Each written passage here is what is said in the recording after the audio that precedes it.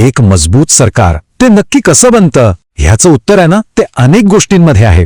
पण सगळ्यात महत्वाचं त्याची सुरुवात होते ती योग्य लोकांपासून. मग आज आपण हेच पाहणार आहोत की सरकारी नोकरीमध्ये भरती होते कशी आणि त्याच्या दोन मुख्य पद्धती कोणत्या आहेत.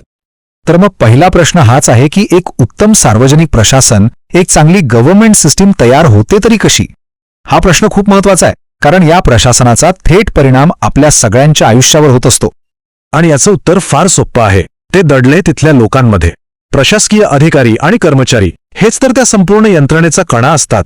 त्यांची निवड जितकी पारदर्शक आणि गुणवत्तेवर आधारित असेल तितकंच प्रशासन मजबूत बनतं. आणि हाच आहे प्रशासनाचा मूळ पाया. पण हा पाया रचला कसा जातो, म्हणजे या कामासाठी योग्य माणसं निवडली कशी जातात. आता बघा, कोणतीही मोठी सिस्टम असो, तिचं यश कशावर अवलंबून असतं, तर तिथे काम करणाऱ्या लोकांवर. बरोबर, सरकारी प्रशासनाचंही अगदी तसंच आहे. जर कर्मचारी कार्यक्षम, पात्र आणि प्रामाणिक असतील तरच सगळा कारभार व्यवस्थित चालतो.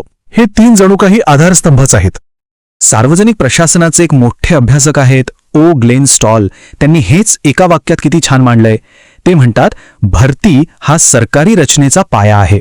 याचा अर्थ काय की ही फक्त नोकरी देण्याची एक प्रक्रिया नाहीये, तर अख्ख्या प्रशासनाची इमारत या पायावर उभी आहे.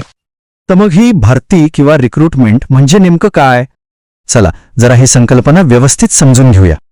अगदी सोप्या भाषेत सांगायचं झालं तर भरती म्हणजे सार्वजनिक प्रशासनातल्या वेगवेगळ्या पदांसाठी सर्वात योग्य व्यक्तीला शोधून काढण्याची आणि तिची निवड करण्याची एक सिस्टमॅटिक प्रोसेस.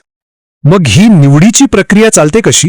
सार्वजनिक सेवेत लोकांना आणण्याचे प्रामुख्याने दोन मार्ग आहेत आणि या दोन्हींमधला फरक समजून घेणं खूप इंटरेस्टिंग आहे.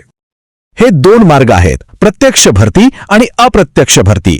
चला तर मग यातला पहिला मार्ग म्हणजे प्रत्यक्ष भरती नेमका कसा असतो ते पाहूया.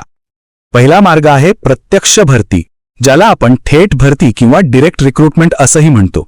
नावाप्रमाणेच याचा अर्थ असा की सरकारी सेवेच्या बाहेरून म्हणजे खुल्या स्पर्धेतून नवीन आणि पात्र उमेदवारांना संधी दिली जाते. ही पद्धत इतकी पॉप्युलर का आहे माहितीये, कारण ती खूपच सायंटिफिक आणि पारदर्शक मानली जाते. इथे निवड होते स्पर्धा परीक्षांमधून. त्यामुळे काय होतं की सगळ्यांना एक समान संधी मिळते.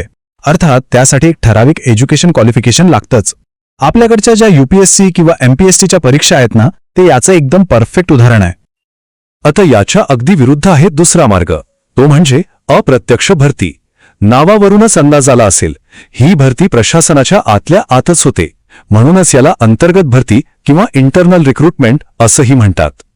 यात काय होतं की सरकारी सेवेत आधीपासूनच जे कर्मचारी काम करत आहेत त्यांच्यामधूनच मोठ्या पदांवर नियुक्ती केली जाते आणि ही निवड प्रामुख्याने पात्रता आणि सिनियॉरिटी म्हणजे ज्येष्ठतेच्या आधारावर होते. थोडक्यात सांगायचं तर हे प्रमोशनच आहे. आणि ही पद्धत फक्त भारतातच नाही तर जगभरात वापरली जाते. बरं, आता ह्या दोन्ही पद्धतींना समोरासमोर ठेवून बघूया, म्हणजे फरक एकदम क्लिअर होईल. एका बाजूला आहे खुल्या स्पर्धेतून येणारी फ्रेश टॅलेंट, तर दुसऱ्या बाजूला आहे संस्थेतील अनुभवाला दिलेलं महत्त्व. एक पद्धत बाहेरून नवीन आयडियाज घेऊन येते, तर दुसरी पद्धत आतल्या लोकांचं मोराल बूस्ट करते. तर या सगळ्या चर्चेतून आपण काय शिकलो, याचा नेमका अर्थ काय. चला एकदा पटकन सगळ्या महत्वाच्या मुद्द्यांवर नजर टाकूया. तर सारांश हाच आहे की भरती हा प्रशासनाचा खरा पाया आहे. यात नवीन टॅलेंटला संधी देणारी प्रत्यक्ष भरती आणि अनुभवाला मान देणारी अप्रत्यक्ष भरती या दोन्ही पद्धती एकाच नाण्याच्या दोन बाजू आहेत. एका चांगल्या प्रशासनासाठी या दोन्हींमध्ये एक बॅलन्स असणं खूप गरजेचं आहे. आणि जाता जाता एक विचार करण्यासारखा प्रश्न, खरंच जास्त प्रभावी प्रशासन कशामुळे तयार होतं. बाहेरून येणारी फ्रेश टॅलेंट, नवीन आयडियाज, की मग संस्थेचं खोलवर ज्ञान असलेले अनुभवी कर्मचारी.